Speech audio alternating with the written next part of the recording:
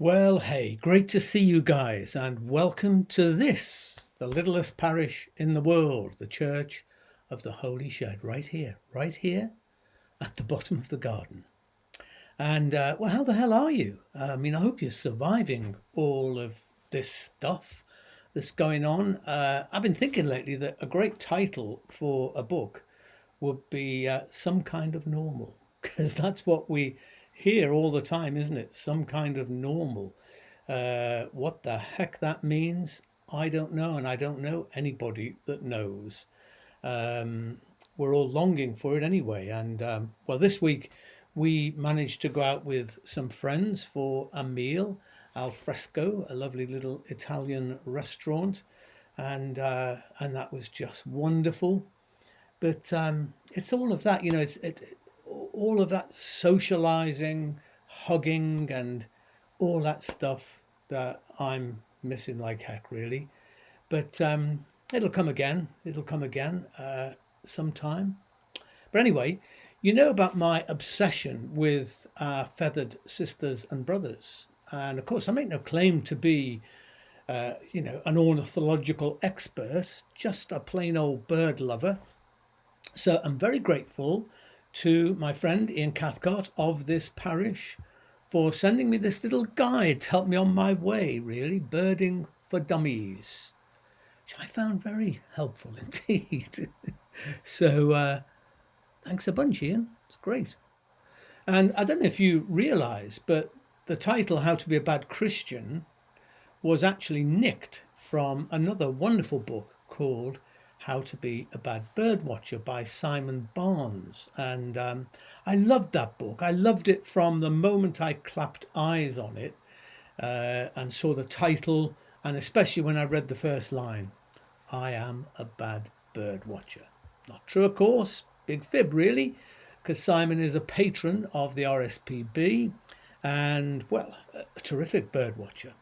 But hey, to speak in old money, it's a form of evangelism, really, feathered evangelism, because his book is really a tract for bird watching, a sneaky, sneaky device to seduce the unsuspecting.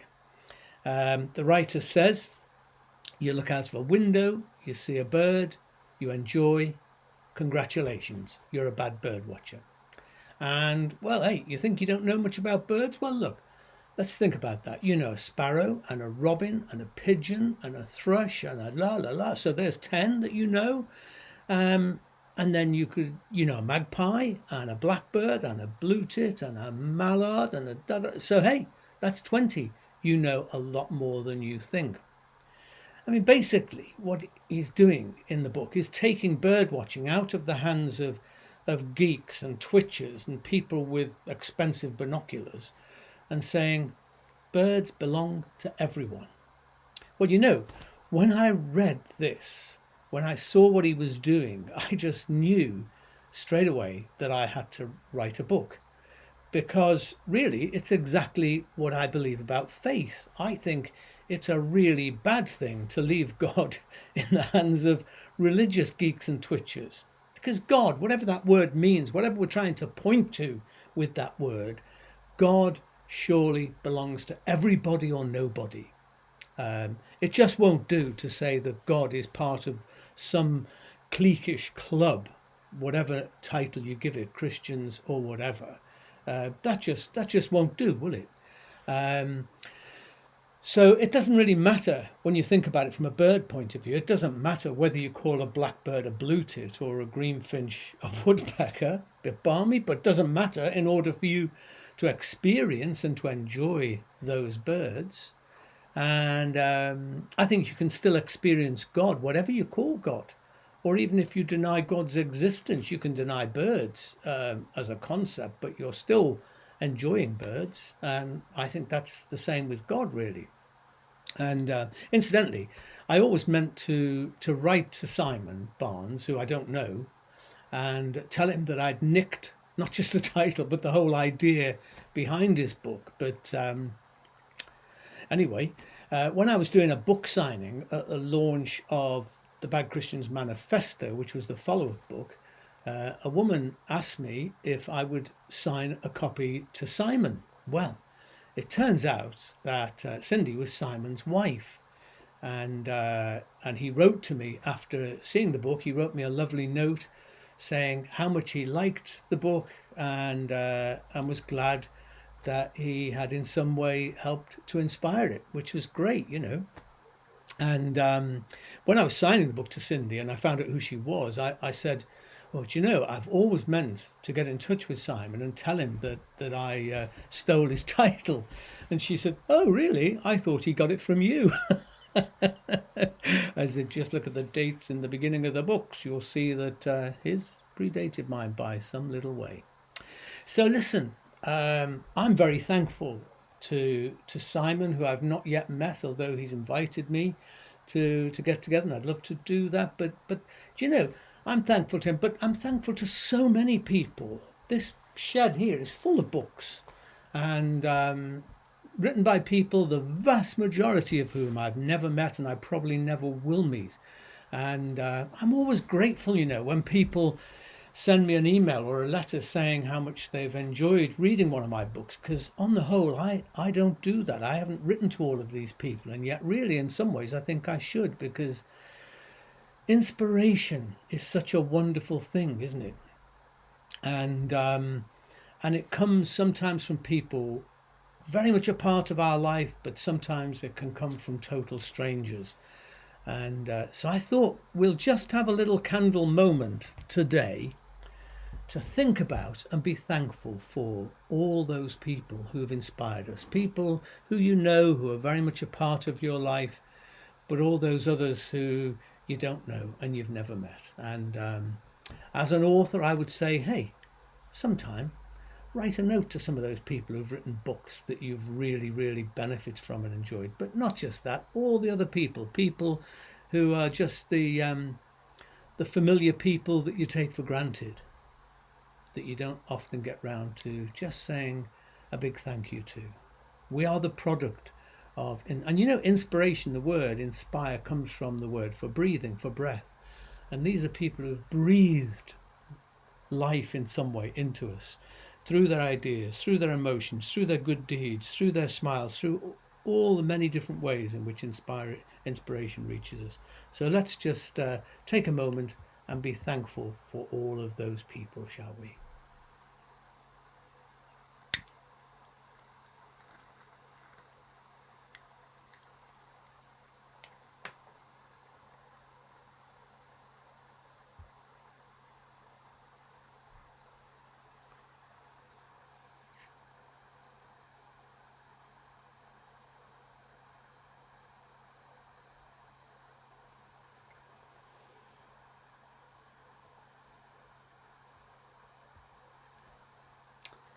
This one's for you, Simon. Thank you. So look, I've promised to answer some of your questions about Jesus, and you know what? You don't get any closer to the heart of what it's all about than Jesus. And I actually agree with Gandhi, and I believe he agrees with me too, when he kind of said that Jesus is the real deal. He's Christianity. Jesus is Christianity's best asset. Not beliefs about him, but Jesus, the person, the human being who showed what divinity looks like in flesh and blood experience and called us actually to do the same, to be part of his way. Gandhi actually wrote a wonderful essay, you know, about this, entitled "What Jesus Christ Means to Me." There's a little book by that title, but you can probably find the essay online. I think I've found it there in the past, and it's an amazing little exposition of how this great Hindu leader encounters and appreciates Jesus, not in the way that lots of Christians do, though not so far from the way that I do. And it's well worth taking a look. I've said many times in writing and talking and so on that whenever I've been tempted to abandon Christianity, and I have, it's been the figure of Jesus that has brought me back, that's reconverted me again and again. Now, that's not to say that I like or that I can readily embrace everything attributed to Jesus in the Gospels, and maybe the word attributed is an important one there. I certainly don't like everything that the church historically has turned Jesus into. However, it's fundamentally the Jesus in the Gospels and the spirit of Jesus that I recognize still alive in the world that wins me over time and time again. Anyway, I'm not going to try to discuss all of your questions today. It's a longer term project, really. It'll take a few shots of whatever your favourite shot is. But basically, I'd like to start really by introducing another huge figure of 20th century theology who has helped me enormously in thinking about the nature of the Christian faith and in particular about the issue of Jesus. Dietrich Bonhoeffer, who wrote this. He said, "What is bothering me incessantly is the question what Christianity really is, or indeed who Christ really is for us today." The for us today, incidentally, being the real issue. Bonhoeffer was, as you may know, a German theologian, a Lutheran pastor, and an anti-Nazi dissident who, against all his non-violent instincts and convictions, took part in an assassination attempt on Adolf Hitler, for which he was executed weeks before the end of the war, very tragically. One of Bonhoeffer's great legacies is the letters and papers that he wrote, and I've got a book here of them, book of that title, letters and papers that he wrote from prison while he was there awaiting his execution. And these writings here in this book have been massively influential, seminal really, to some of the most important and imaginative post-war Christian thinking. Many of the great people who I admire in my lifetime are people who've been profoundly influenced by the writing of Bonhoeffer, and in particular these letters and papers. And one of the key things that Bonhoeffer addressed was what he called, what he saw as a shift in Western societies away from what he called a religious consciousness towards a new consciousness, which he called a world come of age. A world come of age. What did he mean by this? Well, quite simply, he was saying that the world no longer needs God, inverted commas, as the answer to all the big questions. No longer needs a big guy in the sky, or indeed any other religious explanations.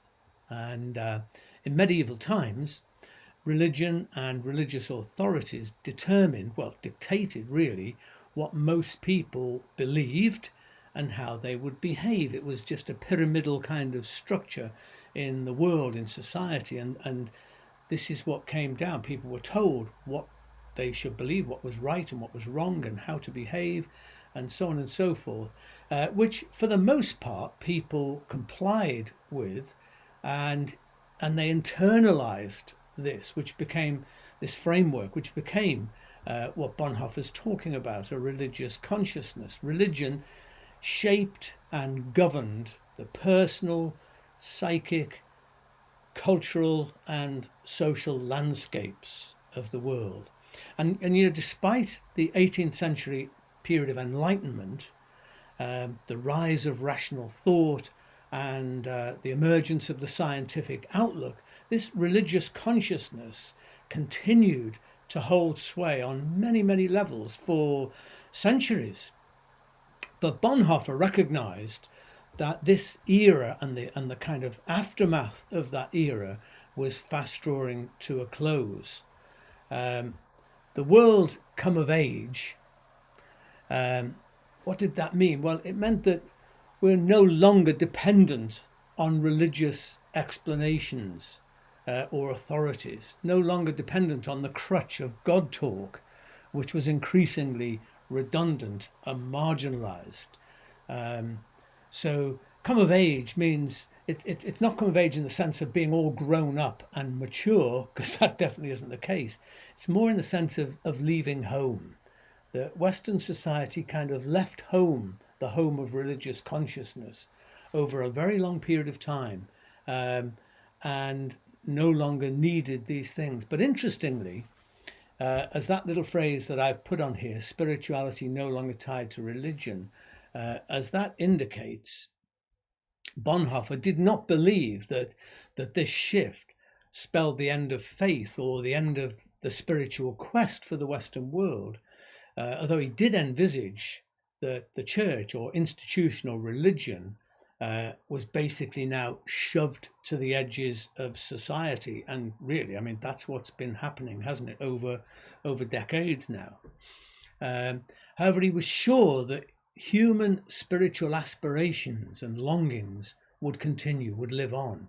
And what was needed now, he said, was what he called a religionless Christianity.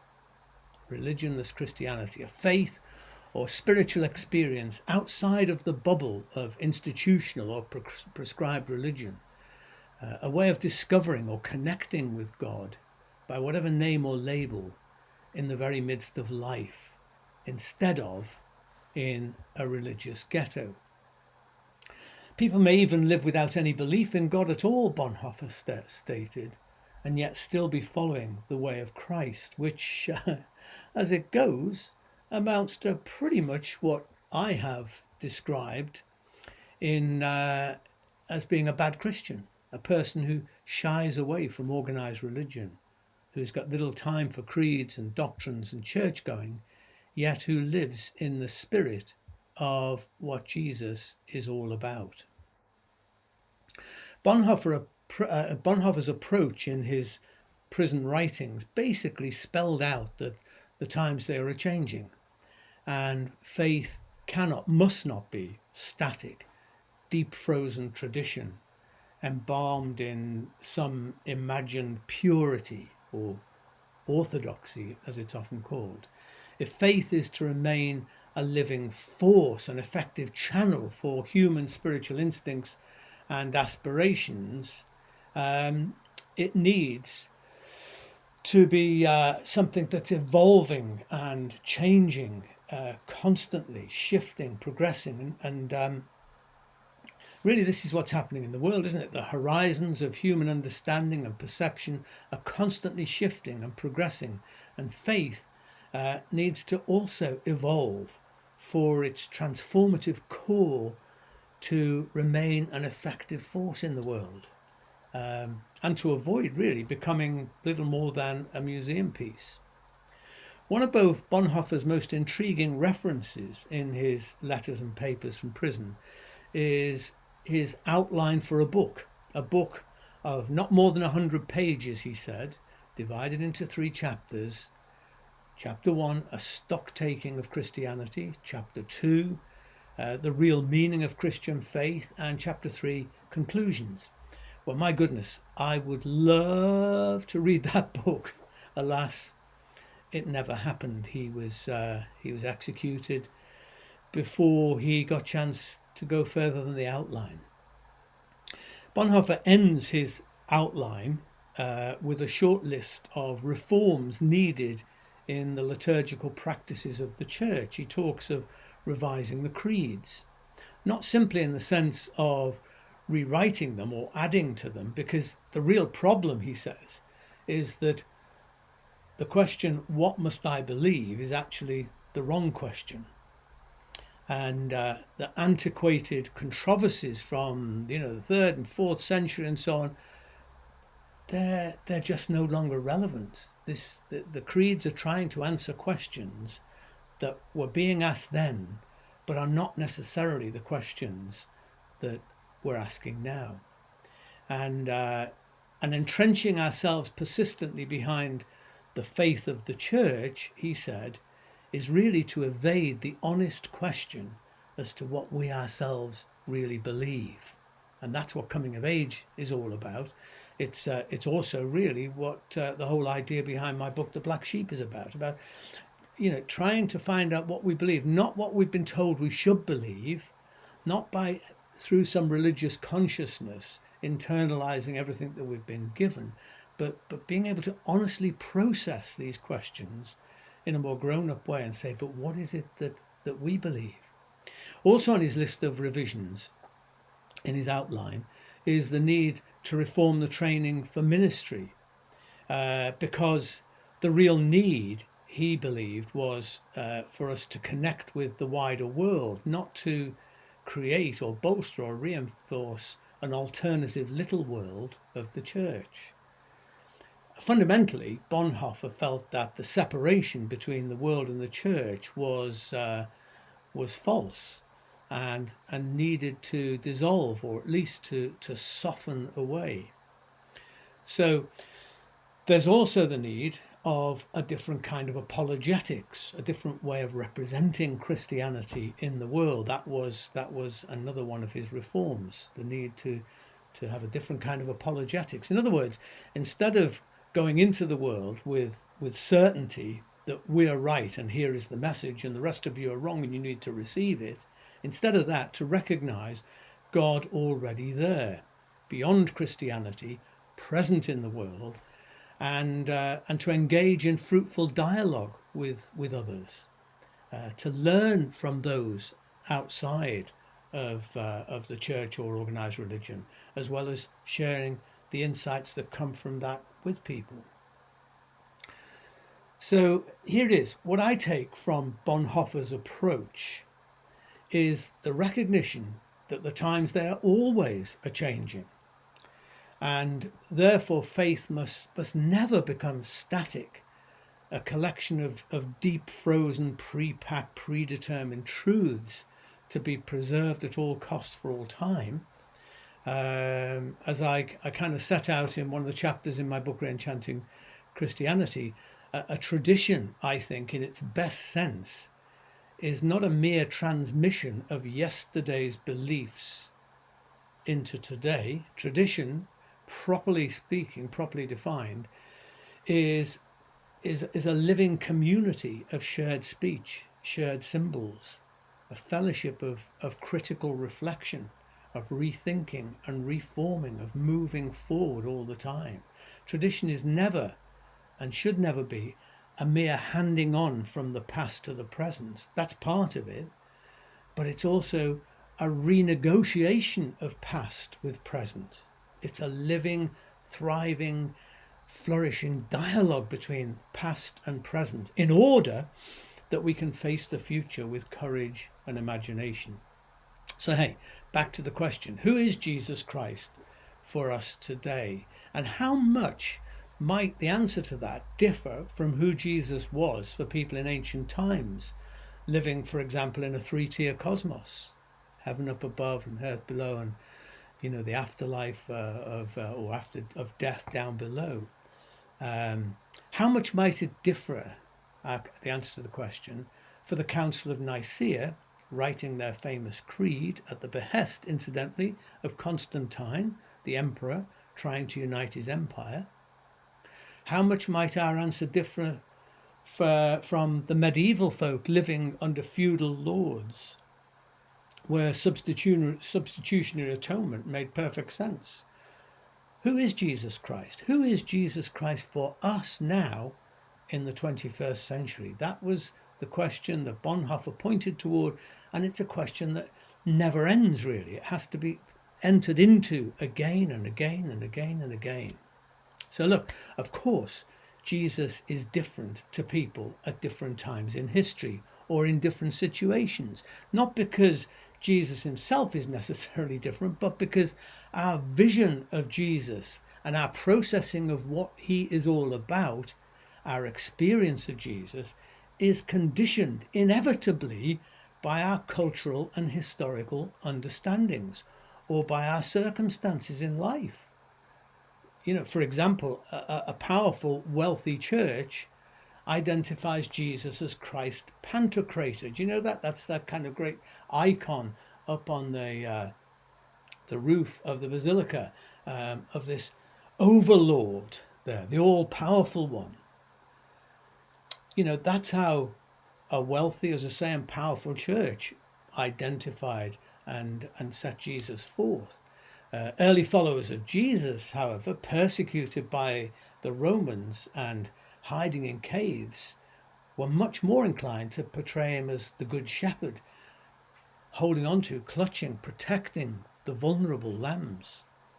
The poor and the oppressed in Latin America, for example, pictured him as a revolutionary leader of the proletariat. So you see, simply saying Jesus is the answer will always come across as gobbledygook unless we've also understood the question. And that's where, the little title I gave to today comes from, a cartoon I saw a long time ago with one little figure carrying a placard, a banner, which said, Christ is the answer, and behind another person come along with another banner saying, what was the question?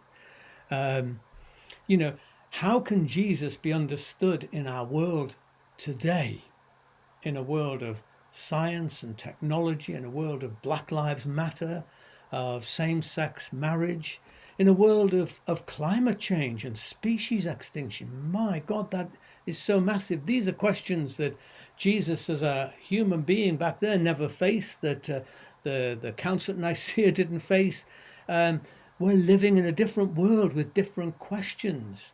What does Jesus mean in a world of international migration, of children and parents in dinghies crossing dangerous waters? How can Jesus be understood in a world governed by finance instead of compassion?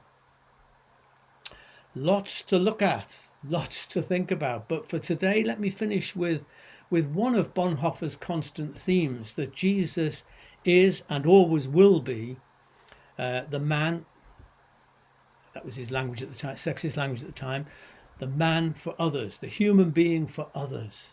This is how he saw him. And this is the central identifying factor in the figure of Jesus. He existed for others, to share in the human experience at all levels, to participate in the sufferings of people, to be present in the struggles of people in the world, which brings us back to something we've talked about before in the shed, that true faith is not and should not be centered on orthodoxy, getting the correct beliefs in place, but much more centered on orthopraxis, striving for correct behavior. How should we behave? How should we be in the world? Faith is first and foremost about being and living, not about believing, except insofar as believing is linked to being and living. According to Bonhoeffer, the role of the church is to be immersed in the world. The church is the church, he said, only when it exists for others. The church is the church only when it exists for others. And he said this as he was gazing full in the face a church that was wealthy and powerful and centered on its own survival and flourishing. That is not the church of Jesus Christ, he would say. The church is the church only when it exists for others. So hey, Shedsters, we've bitten off a huge chunk here, haven't we? Much to chew on, which we will do in weeks and times that lie ahead. Incidentally, I don't see any of this saying that the church in itself is actually rubbish. I mean, some parts are rubbish. Let's just call it what it is. But some parts of the church do take on board, as best we can, the challenge of Jesus to exist for others. And I, for one, want to live that way. And I want to do everything in my power to help churches to live that way and to be that too.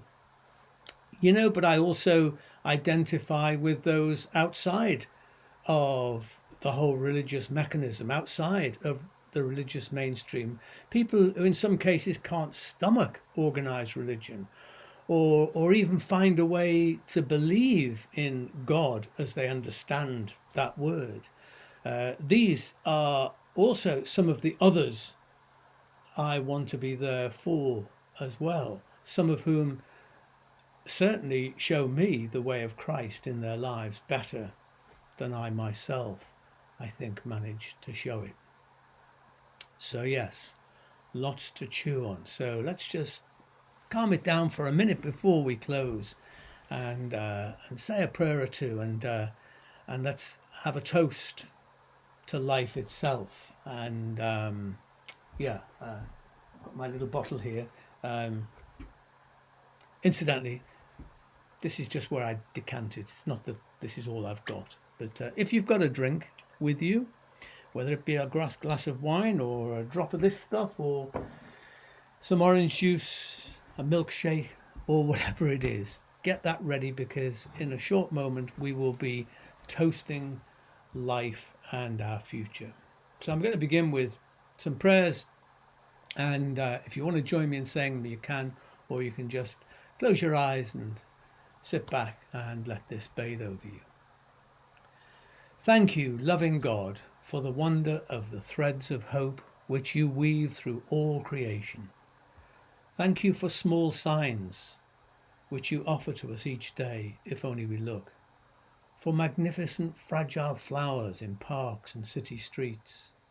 For the colour of our diverse cultures and backgrounds. For the smile of a stranger in the street. For gifts which wait for us everywhere. Holy, loving God, mystery of the universe, who cannot ever truly be named, heaven and earth are filled with your wonder. Save us, we pray, from small minds and mean spirits, and fill us instead with passion for kindness and justice. And so we toast the glorious beauty of life today, mindful of the Spirit of Jesus at work in our lives, in the ordinary and the everyday, in our desire to love as generously as he loved. And as we drink, we proclaim his death and resurrection, reenacted in our world 1,000,000 times each day, in magnificent and routine demonstrations of divine love.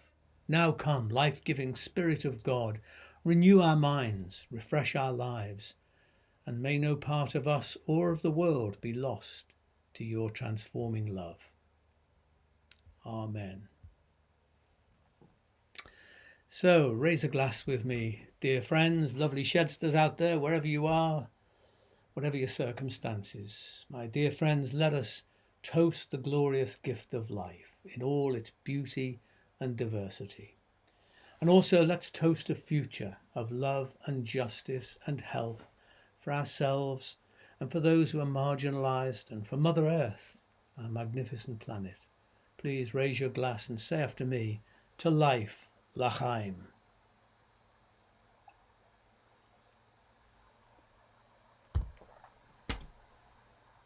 Amen. So, I've got a little bird for the day, of course. Must end with that, having talked about Simon and his book and all those wonderful things. And I believe that this is a little sedge warbler. Pat and I were walking through some woodland area just a week or so ago, and we heard this lovely singing going on, and another one singing back. There was a back and forth going on, and we looked a little closer, and there was this little one and another one too on another bush, and well, gorgeous little creature. But I want to particularly celebrate this little bird today, because it was such a little surprise as we were walking along. And so to me, this little creature symbolizing life's wonderful surprises that suddenly spring upon us, those ones that are there all the time, if only we have eyes to see. So thank you, little sedge warbler, wherever you are. And we say together this blessing as a way of thanking God for all the good things that we have. The blessing of God, the eternal goodwill of God, the shalom and salam of God, the wildness and warmth of God be among us and between us, now and always. Amen. So there we are. Thank you very, very much for coming into the shed again tonight. And I'm glad that it seems many of you enjoy our little times here. And so at the moment, I have no plans at all but to be here week in, week out, and we'll see how it all unfolds. Do keep in touch. Let me know your thoughts and ideas. Please send me more questions, and I will try to integrate them all in as we go along. So have a great week. Stay safe. Go well. Give lots and lots of virtual hugs to people around you if you can't give them the actual physical ones. God bless you all. Bye bye.